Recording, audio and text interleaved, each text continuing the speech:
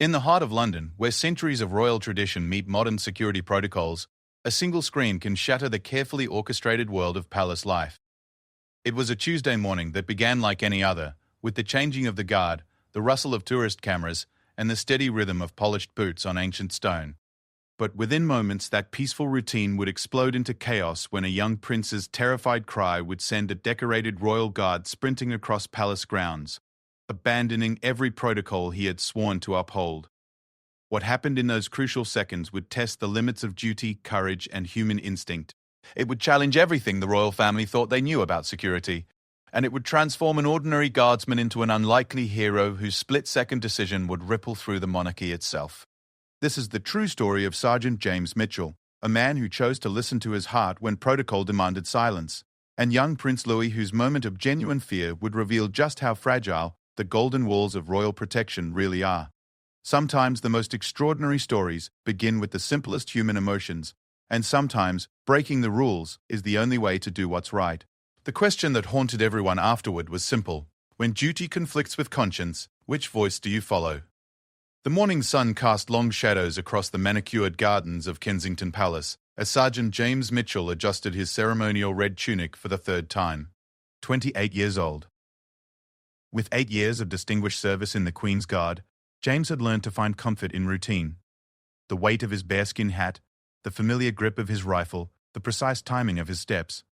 These were the constants that made sense of a world where he served as both protector and spectacle for millions of curious tourists. But on this particular Tuesday in September, something felt different. Perhaps it was the unseasonable warmth that had drawn larger crowds than usual, or maybe it was the restless energy that seemed to ripple through the palace grounds. James couldn't shake the feeling that the day held something unexpected, though he pushed the thought away as he took his position outside the main entrance. The tourists began arriving early, their cameras clicking steadily as they captured images of the stoic guards who stood motionless despite the growing heat. James had perfected the art of appearing completely detached while remaining hyper-aware of his surroundings.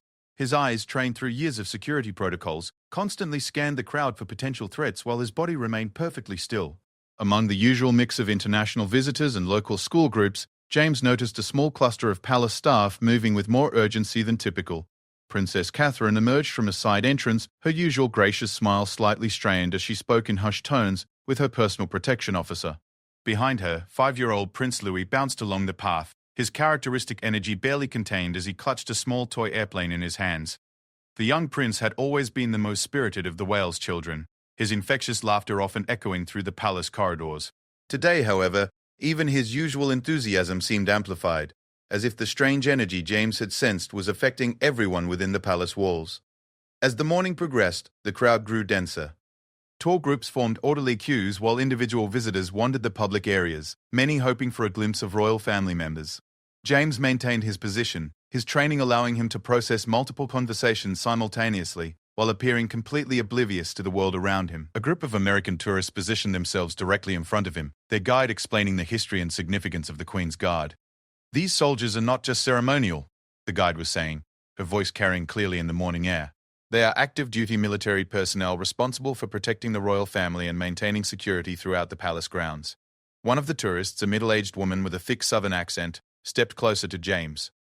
"Can they really not move or speak?" she asked loudly, as if James couldn't hear her.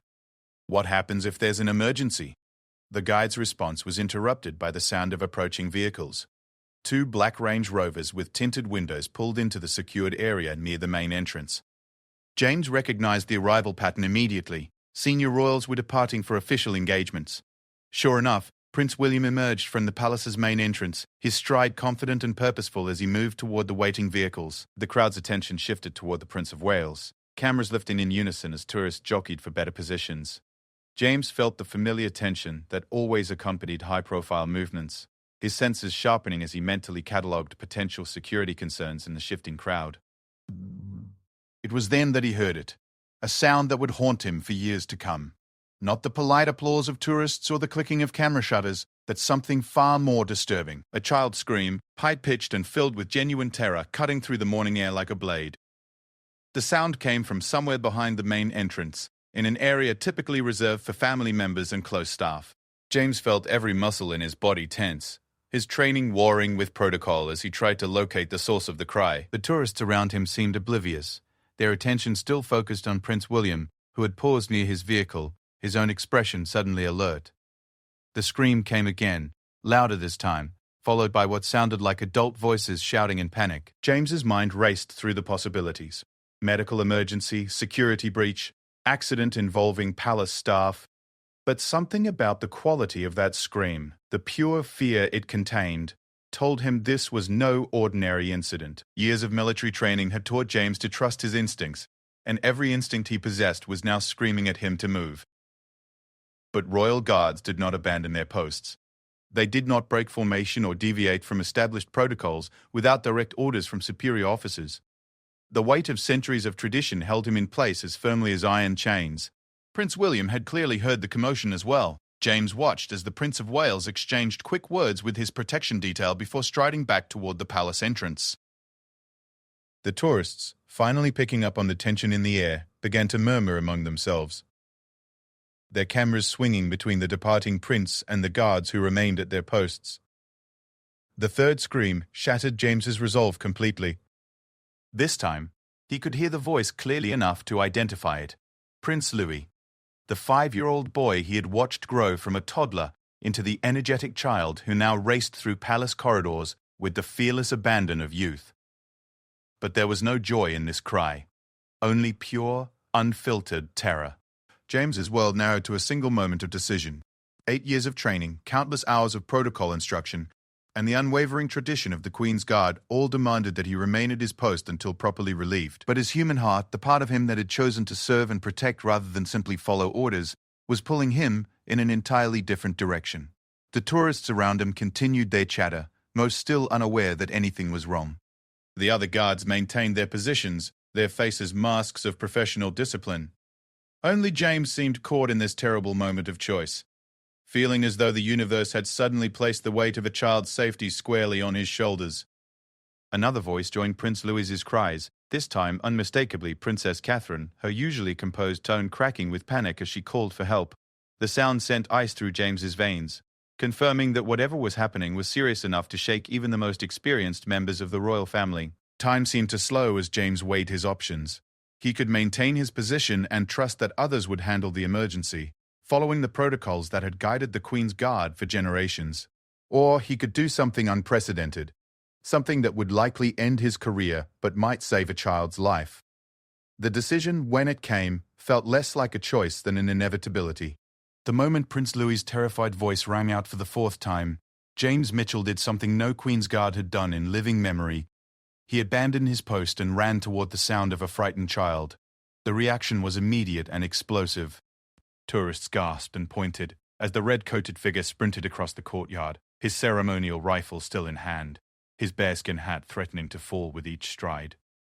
Other guards shifted nervously but held their positions, their training keeping them rooted in place even as their eyes followed James's dramatic breach of protocol. Camera flashes erupted like fireworks as hundreds of tourists simultaneously captured what they assumed was either a security drill or a genuine emergency. Social media posts would later describe the moment as surreal, watching a traditionally motionless guard suddenly spring into action with the intensity of a man possessed. James ignored the chaos erupting around him, his focus entirely on reaching the source of the commotion. As he rounded the corner of the main building, he could see a small crowd gathered near the private family entrance. Palace staff members were gesturing frantically while Princess Catherine knelt beside something James couldn't yet see. The distance between him and the emergency felt infinite, each step seeming to take forever despite his desperate speed. Behind him, he could hear the growing commotion as tourists and staff tried to understand what was happening, but James blocked out everything except the mission that now drove him forward. This was no longer about protocols or traditions, or even his military career. This was about a child who needed help, and James Mitchell was going to provide it. Consequences be damned. The only question now was whether he would arrive in time to make a difference, and what he would find when he finally reached the frightened little prince, whose cries had shattered the peaceful morning and changed everything. As James sprinted across the palace grounds, his mind flashed back to the morning's earlier events, searching for clues he might have missed, the unusual energy he'd sensed, the staff moving with more urgency than normal, Princess Catherine's strained expression. Were these all warning signs of the crisis now unfolding? His boots pounded against the ancient stonework, each step taking him closer to a scene that would forever change his understanding of duty and sacrifice. The weight of his ceremonial uniform, designed for standing motionless rather than running, made every stride more difficult. But James pushed through the discomfort with single-minded determination.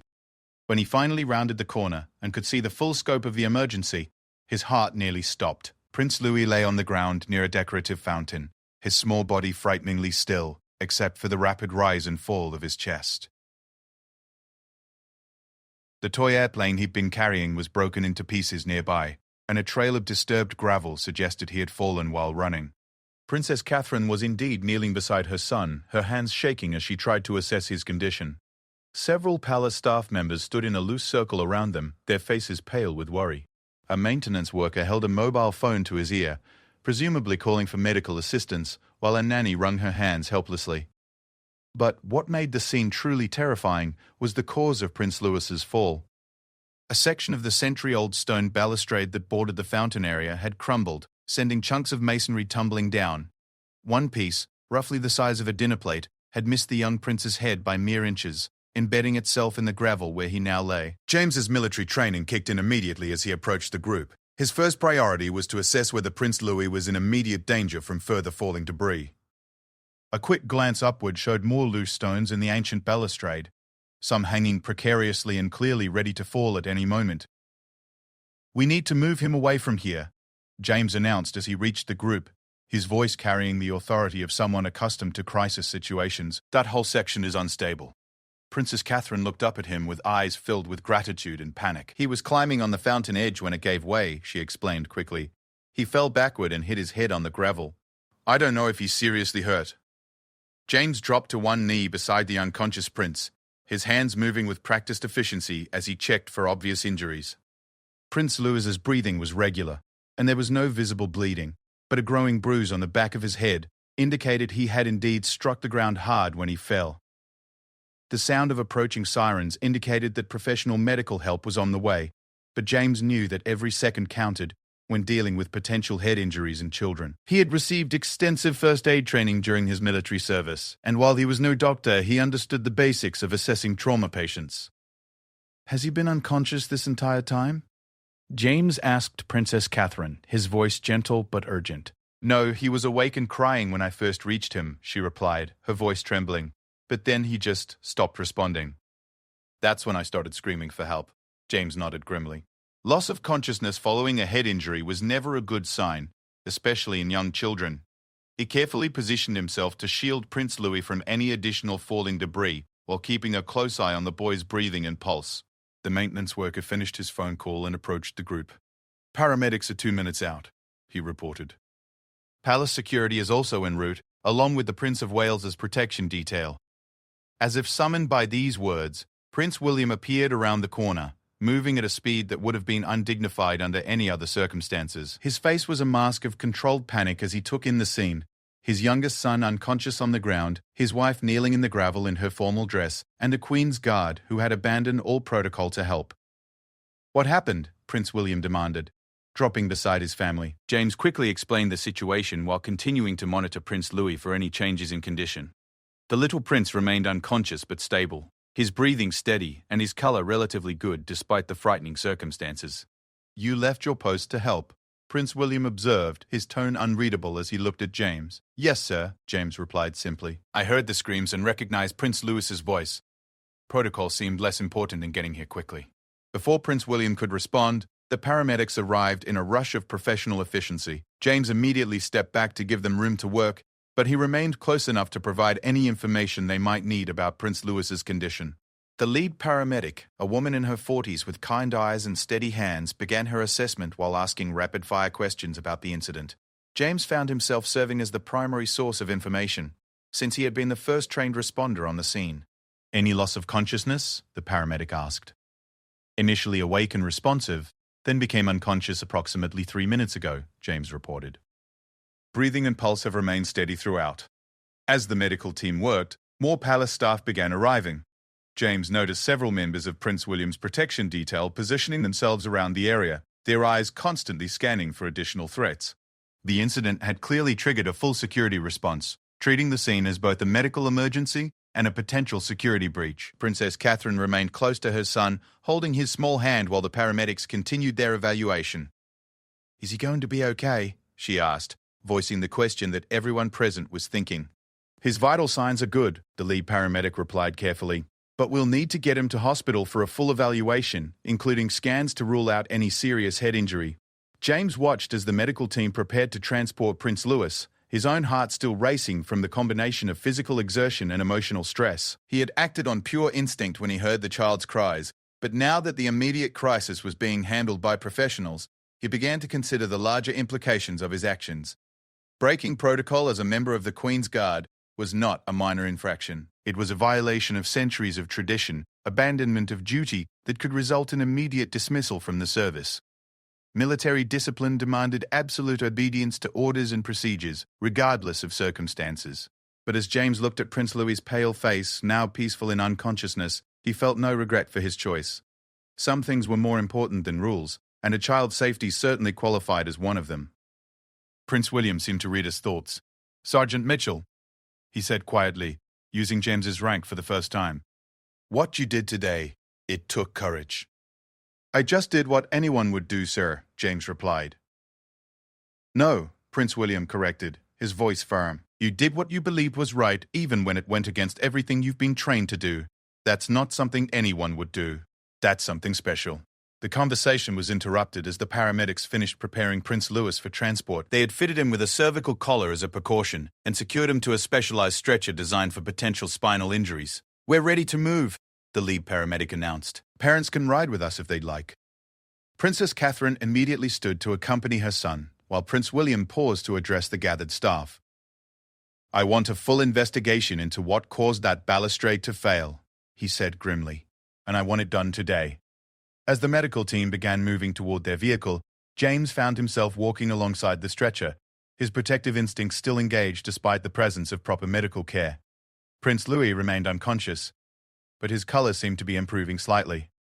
The procession attracted considerable attention from tourists and media personnel who had gathered outside the palace gates. Camera crews that had originally come to cover routine royal activities suddenly found themselves documenting a genuine emergency, their telephoto lenses capturing every detail of the dramatic scene.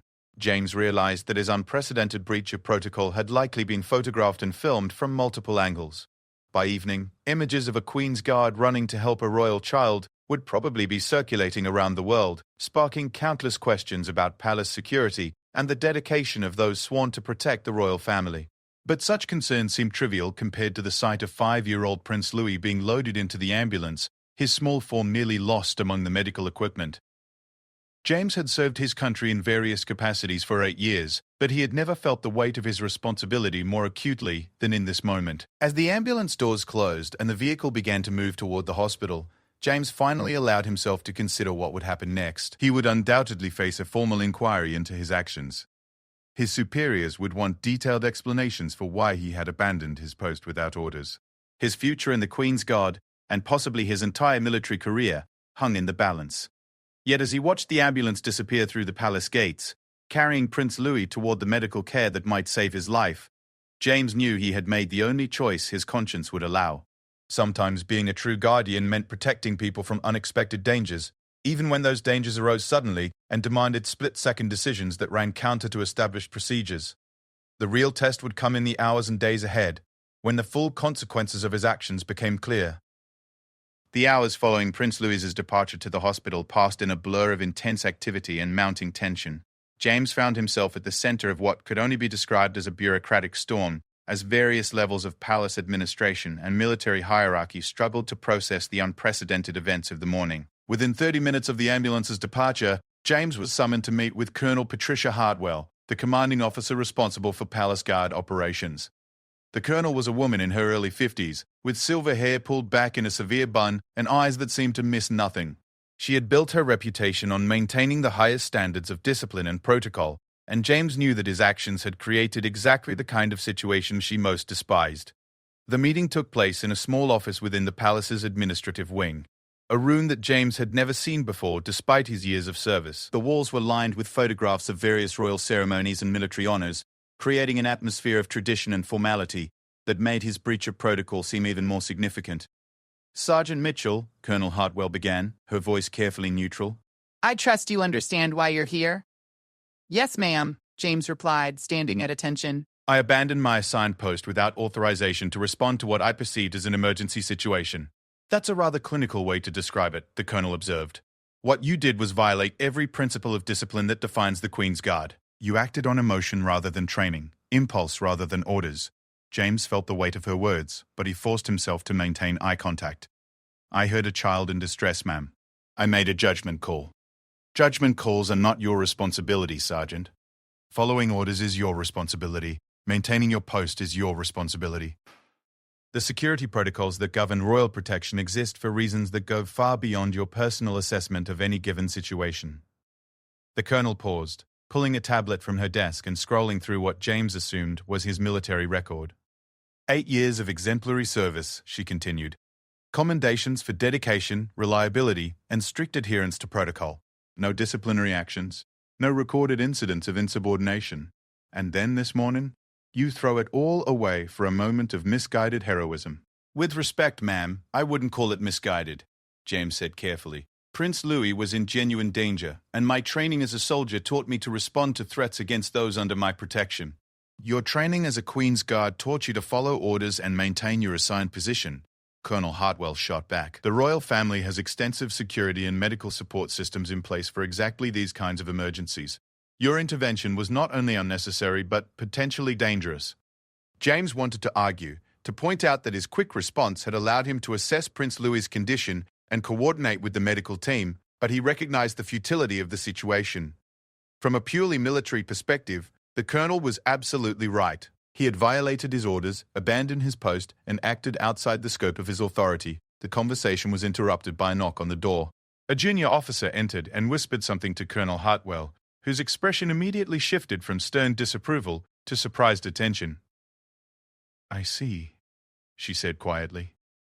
"Yes, send him in immediately." James wondered what could possibly be important enough to interrupt a disciplinary meeting, but his question was answered moments later when Prince William himself entered the small office. The Prince of Wales looked tired and stressed, but there was something in his expression that James couldn't quite read. "Colonel Hartwell," Prince William said with a slight nod. "Sergeant Mitchell, I hope you don't mind my interrupting, but I felt it was important to speak with you both about this morning's events." "Oh, of course, Your Royal Highness," the colonel replied, immediately shifting into the formal deference required when dealing with senior members of the royal family. "How is Prince Louis?" "He's going to be fine," Prince William said, and James felt a wave of relief wash over him. "The doctors have completed their evaluation. He has a mild concussion but no serious injuries. They expect him to make a full recovery." "That's wonderful news, sir," James said, unable to keep the emotion from his voice.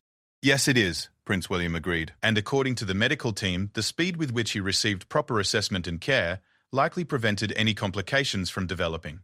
They were particularly impressed with the initial evaluation provided by someone with first aid training who was already on the scene when they arrived.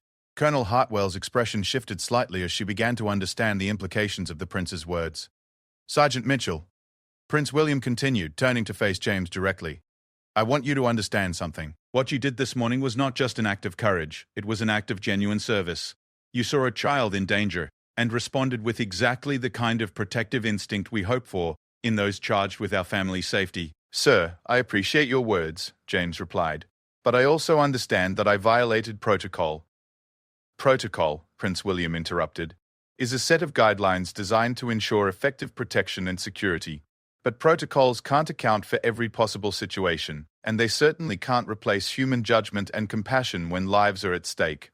The prince turned to address Colonel Hartwell directly. "Colonel, I understand the importance of discipline and following orders. But I also understand that the most valuable members of any security team are those who can think independently when circumstances require it." "Your Royal Highness," the colonel said carefully, "while I appreciate your perspective, military discipline, Prince William said firmly, requires soldiers to complete their mission and protect those under their care. This morning, Sergeant Mitchell did exactly that. His mission wasn't just to stand at attention, it was to help keep my family safe.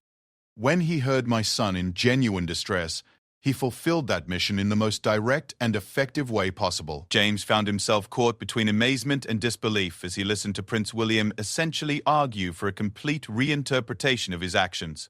The same breach of protocol that had seemed certain to end his career was being reframed as an example of exactly the kind of initiative the royal family valued in their security personnel. Colonel Hartwell clearly recognized the political reality of the situation. Regardless of her personal views on military discipline, contradicting a senior member of the royal family on matters relating to their own protection would be career suicide. "I see your point, Your Royal Highness," she said carefully. "Perhaps this incident does represent a different kind of service excellence. I think it represents exactly the kind of service excellence we should be encouraging," Prince William replied. "The ability to assess situations quickly, act decisively when necessary, and prioritize the safety of those under protection over rigid adherence to procedures that may not fit the circumstances." The prince paused, seeming to consider his next words carefully.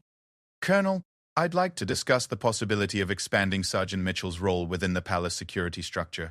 Someone with his combination of training, judgment, and protective instinct might be valuable in a more flexible capacity." James felt his head spinning as the conversation took yet another unexpected turn. Not only was he apparently not going to face disciplinary action for his breach of protocol, but Prince William seemed to be suggesting some kind of promotion or role change that would give him more freedom to act on his judgment. "What exactly did you have in mind, sir?" Colonel Hartwell asked. "I've been thinking about the need for security personnel who can serve in multiple capacities," Prince William explained. "Someone who understands both the ceremonial aspects of palace life and the practical realities of family protection. Someone who can maintain traditional protocols when appropriate, but also adapt when circumstances require a more flexible approach." The implication was clear.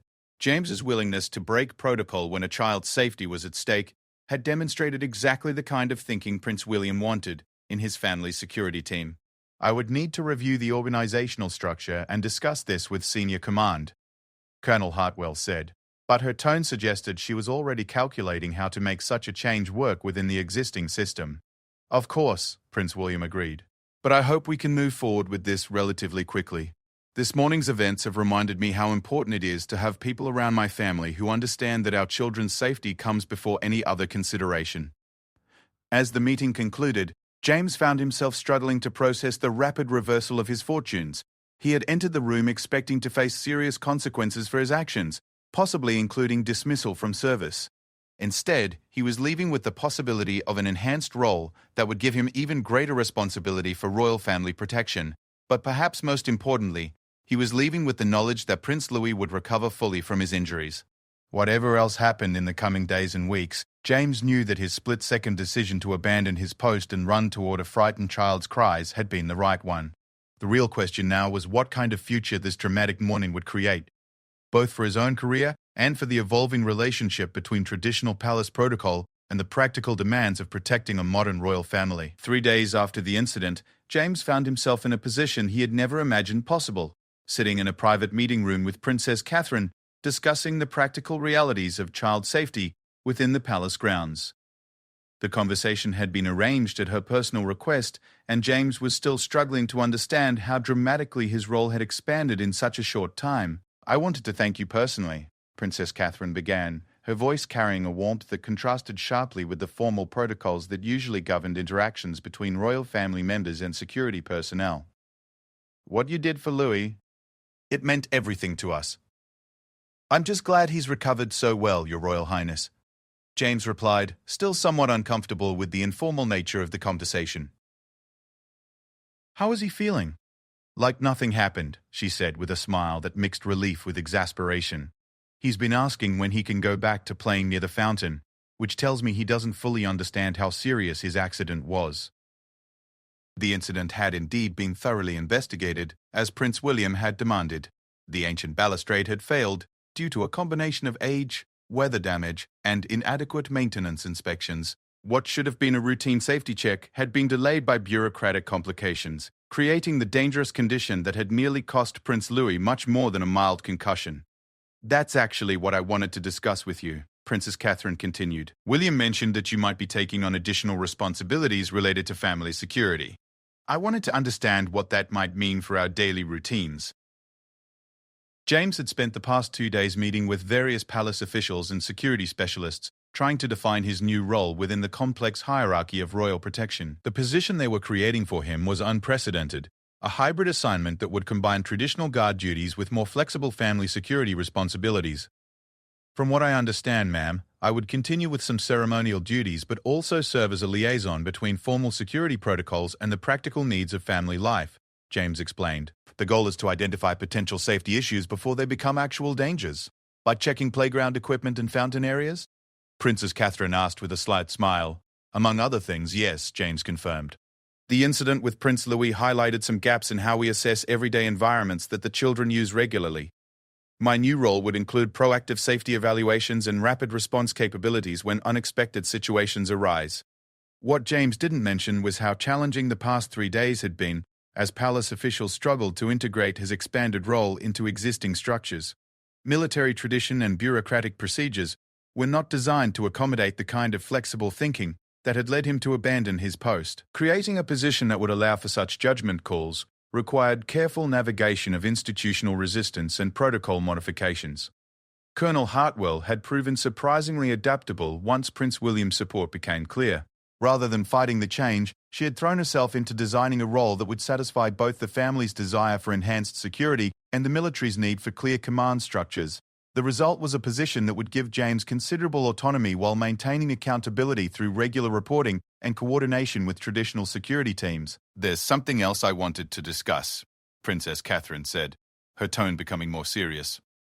"The children have been asking about you. Louis in particular seems to have formed quite an attachment to the soldier who helped him. I know this goes beyond normal protocol, but I wondered if you might be willing to meet with him briefly." James was surprised by the request. Interactions between security personnel and royal family members were typically limited to official functions and emergency situations. Personal relationships were discouraged to maintain professional boundaries and security protocols. "I would be honored to meet with Prince Louis if you think it would be helpful," James replied carefully. "But I want to make sure such a meeting would be appropriate given my new responsibilities." "I think it would be very appropriate," Princess Catherine said firmly. "One of the things we've learned from this incident is that our children's safety depends not just on formal security measures, but on the relationships they have with the people around them. Louis needs to understand that the people protecting him genuinely care about his well-being." The conversation was interrupted by a soft knock on the door. Princess Catherine called for the visitor to enter, and James was amazed to see Prince Louis himself peek around the doorframe, his eyes bright with curiosity and energy that showed no lingering effects from his concussion. "Mummy, is this the soldier who helped me?" Prince Louis asked, his voice carrying the directness that only young children could manage. "Yes, darling, this is Sergeant Mitchell," Princess Catherine replied. "Would you like to thank him?" Prince Louis approached James with the confidence of a child who had never learnt to fear authority figures.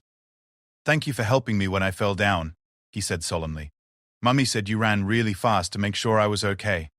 "You're very welcome, Prince Louis," James replied, finding himself genuinely moved by the child's simple gratitude. "I'm just glad you're feeling better. I made you a picture," Prince Louis announced, producing a folded piece of paper from his pocket. "It's you in your red uniform, but running instead of standing still." James carefully unfolded the drawing, which showed a stick figure in what was unmistakably a Red Guard's tunic, arms pumping as he raced across a colorful landscape. The artistic skill was exactly what one would expect from a 5-year-old, but the emotional impact was surprisingly powerful. "This is wonderful," James said sincerely. "I'll treasure it always." "Prince Louis," Princess Catherine interjected gently, "remember what we discussed about letting Sergeant Mitchell do his work?" "Yes, Mummy," Prince Louis replied dutifully, though his eyes remained fixed on James with obvious fascination. "Are you going to keep protecting us?" "That's my job," James answered, "and it's a job I take very seriously." "Good," Prince Louis said with the matter-of-fact acceptance of childhood. "I like knowing you're there." After Prince Louis had been escorted back to his other activities, James found himself alone with Princess Catherine, both of them somewhat moved by the child's simple trust and affection. "That's exactly why we need people like you in our security team," Princess Catherine said quietly. "Traditional protection is important, but so is having people around our children who they can trust, who they know genuinely care about their safety and happiness." The conversation concluded with practical discussions about how James's new role would interface with existing family routines. He would maintain some ceremonial duties to preserve the traditional aspects of palace life, but he would also have the authority to conduct safety evaluations, recommend procedural changes, and respond flexibly to unexpected situations. Most importantly, he would serve as a bridge between the formal security apparatus and the everyday reality of family life. This meant understanding not just potential threats, but also the normal activities and behaviors of children who were growing up in an environment where safety and protocol sometimes conflicted with natural childhood development. As James left the meeting, he reflected on how dramatically his life had changed in just 3 days. What had begun as a moment of instinctive response to a child's cry had evolved into a completely new career path, one that would challenge him to think beyond traditional military protocols while maintaining the core mission of protection and service. The photograph of himself running toward Prince Louis's emergency was indeed circulating worldwide, but rather than ending his career as he had feared, it had become a symbol of the kind of dedicated, thoughtful protection the royal family valued most. Media coverage had been overwhelmingly positive, with commentators praising both his quick thinking and Prince William's enlightened response to the situation, but perhaps most significantly, James now understood that true service sometimes required the courage to act beyond the boundaries of established procedures. The rules and protocols that governed palace life were important, but they were tools to serve a larger purpose: protecting and caring for the people who had been entrusted to their care. As he walked back through the palace corridors, James carried Prince Louis's drawing carefully tucked in his uniform pocket, a reminder of why he had chosen to run toward the sound of a frightened child, and why that choice had ultimately proven to be the right one, regardless of what any manual or protocol might have said. 6 months after the incident that had changed everything, James stood in his new office within the palace security headquarters, reviewing the comprehensive safety protocols he had helped develop. The transformation of his role had exceeded even Prince William's initial vision, creating a position that had become essential to the evolving approach to royal family protection. The office itself was modest but functional, equipped with monitors displaying various palace areas, communication systems linking him to all security teams, and detailed floor plans showing every modification that had been made to improve child safety throughout the royal residences. On his desk sat Prince Louis's drawing, now professionally framed, serving as a daily reminder of the moment that had redefined his understanding of duty and service. His new title, Senior Family Security Coordinator, reflected the unique nature of his responsibilities. Rather than simply following established protocols, James now had the authority to modify and adapt security procedures based on the practical realities of family life.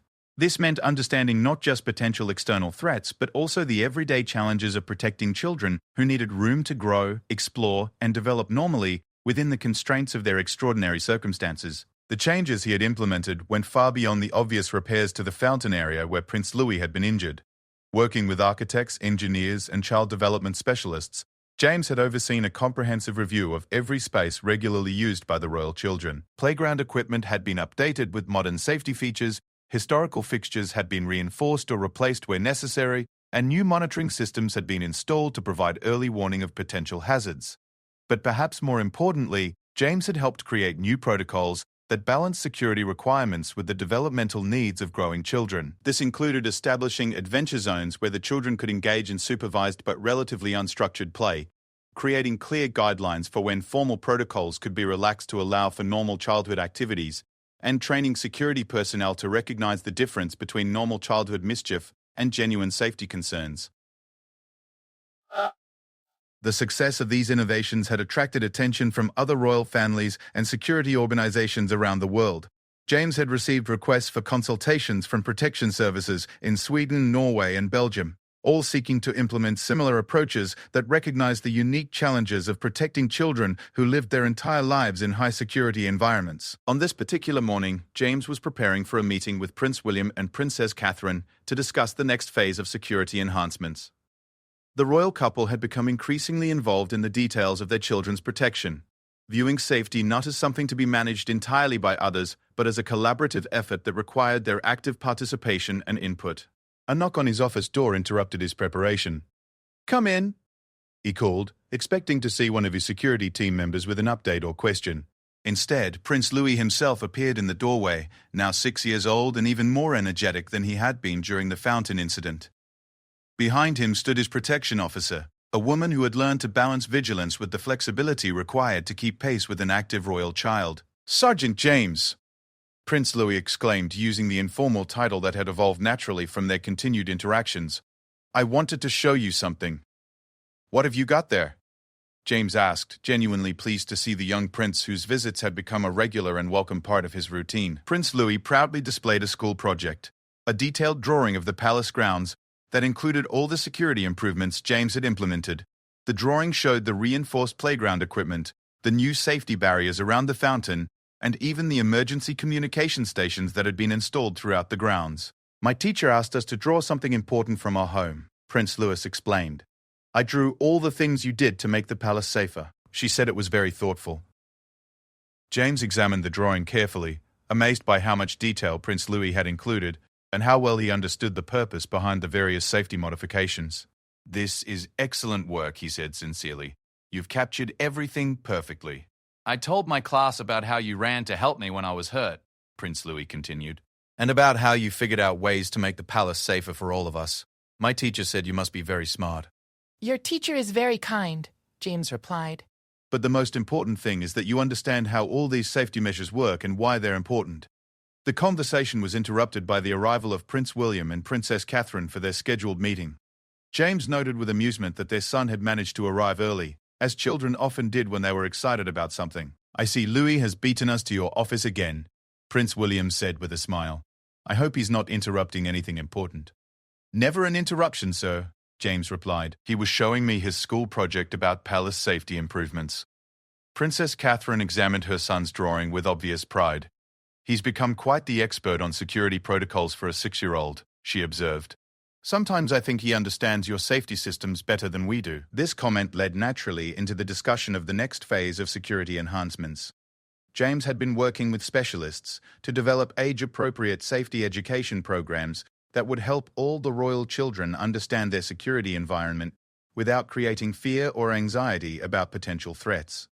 The goal is to make safety awareness a natural part of their development, James explained. Children who understand their environment and the people protecting them are generally safer than children who are simply told to follow rules without understanding the reasons behind them. The approach had proven remarkably successful. Rather than feeling restricted by security protocols, the royal children had begun to see the safety measures as interesting features of their unique lifestyle.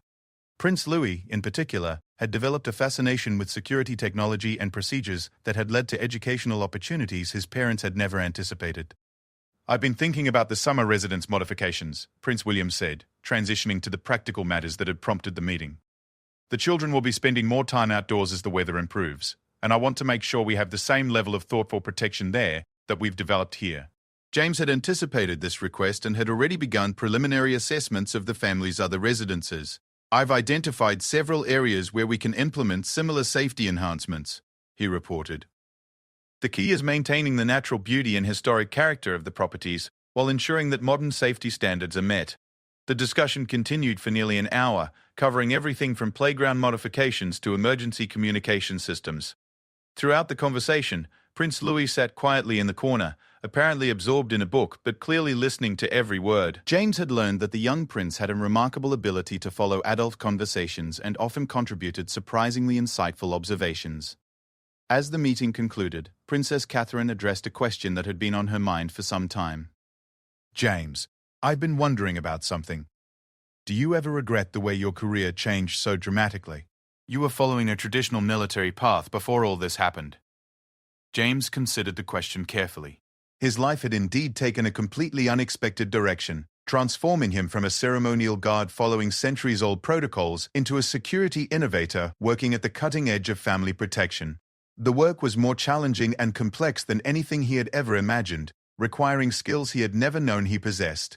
Ma'am, he said finally, I've learned that the most important service we can provide isn't always the service we plan to provide. 6 months ago, I thought my job was to stand perfectly still and follow orders. Now I understand that real protection means being ready to adapt, to think creatively, and to put the safety and well-being of those under our care above any other consideration. He paused, glancing at Prince Louis, who looked up from his book with bright, attentive eyes. I can't imagine any work more meaningful than helping create an environment where children can grow up safely while still having the freedom to explore, learn, and develop into the people they're meant to become. Prince William nodded approvingly. That's exactly the kind of thinking we hoped to encourage when we created this position. The royal family's protection needs to evolve with the times, but it also needs to remember that our most important responsibility is ensuring that our children have the chance to develop normally, despite the extraordinary circumstances of their lives. As his visitors prepared to leave, Prince Louis approached James's desk once more. "Sergeant James," he said seriously, "thank you for making everything safer. And thank you for teaching me about how protection really works." "Thank you for reminding me why the work matters," James replied, touched by the child's sincerity. After they had gone, James returned to his planning documents, but his mind kept returning to the remarkable journey that had brought him to this point. A single moment of decision, the choice to run toward a frightened child's cry rather than remain at his post, had transformed not only his own life, but had contributed to a fundamental shift in how the royal family approached the challenge of protecting their children while allowing them to grow up normally. The frame drawing on his desk caught his eye, reminding him of the simple truth that had guided him from the beginning. Sometimes the most important rules are the ones written in the heart rather than in any manual, and sometimes the greatest service requires the courage to act beyond the boundaries of conventional wisdom. In protecting Prince Louis and his siblings, James had discovered that his true calling was not simply following orders, but helping create a world where children could be both safe and free, a mission that would continue to challenge and inspire him for years to come.